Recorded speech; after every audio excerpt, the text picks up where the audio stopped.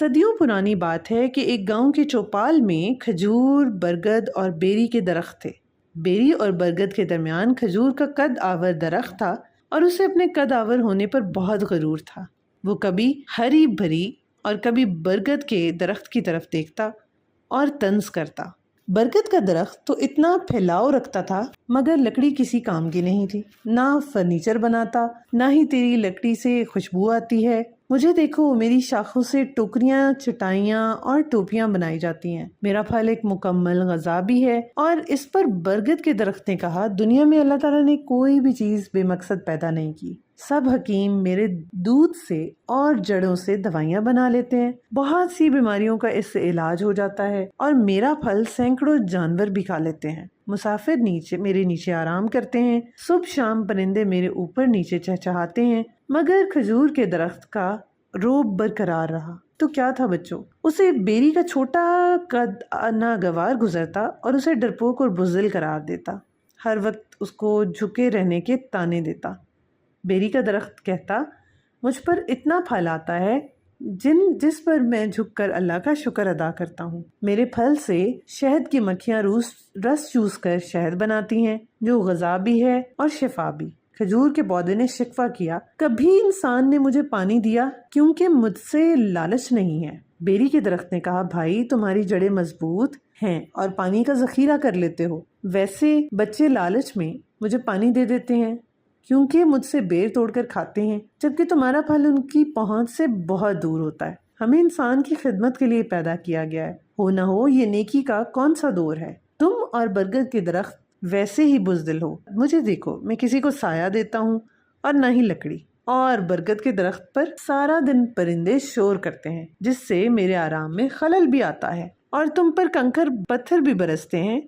تم ہر وقت آنسو بہاتے ہو اور اس لیے انہیں میٹھا پھل نہ دیا کرو۔ کھجور کے درخت نے انہیں مشورہ دیا، بچوں اب کیا تھا؟ میرا پھل انسان کے لیے ہے، مجھے افسوس اس وقت ہوتا ہے جب انسان میری شاخیں توڑے، کچا پھل توڑ کر ضائع کریں، اور اگر پھل پک جائے تو انہیں کھانے کی بجائے ضائع کریں۔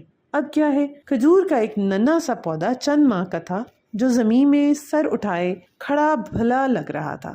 گرمیوں کے بعد سردیوں کا موسم جب شروع ہوا، برف باری ہوئی تو کئی فٹ برف باری کی وجہ سے سردی میں مزید اضافہ ہوا، جس سے کھجور کا ننھا سا پودا کانپنے لگا۔ اب کھجور کے پودے کو احساس ہوا کہ وہ قداور ہے اور اپنی مختصر شاخوں سے اس پر سائبان نہیں کر سکتا۔ اس نے بیری اور برگد کے درخت سے درخواست کی کہ وہ اس کی مدد کرے، ورنہ وہ مرجھا جائے گا۔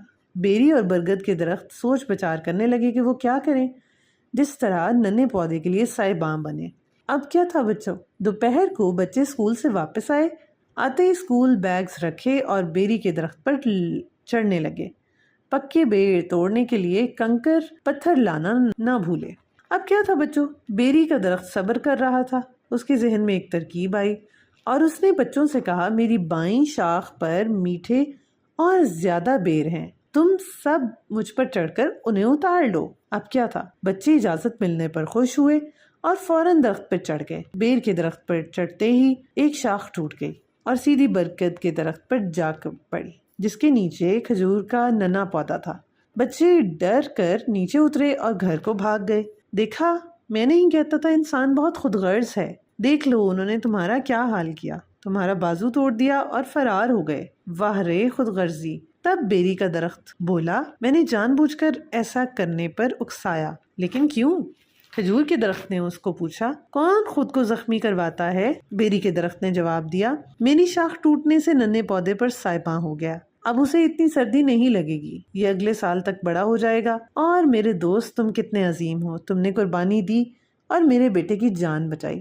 واقعی تمہارا جھکے رہنا اللہ کا شکر ادا کرنا ہے، کھجور کے درخت نے کہا، اور یوں سردیوں کا موسم گزر گیا۔ تو کیا آپ نے دیکھا بچوں، قربانی کے بغیر کچھ بھی نہیں ہوتا۔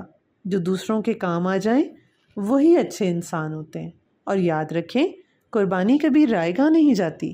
اللہ تعالیٰ ہمیں اچھا انسان بننے کی توفیق دیں، آمین۔ ہمارے چینل کو لائک کریں، سبسکرائب کریں، شیئر کریں۔ یہ ہے فینٹاسٹیکل جرنیز ود آمنہ کی دنیا۔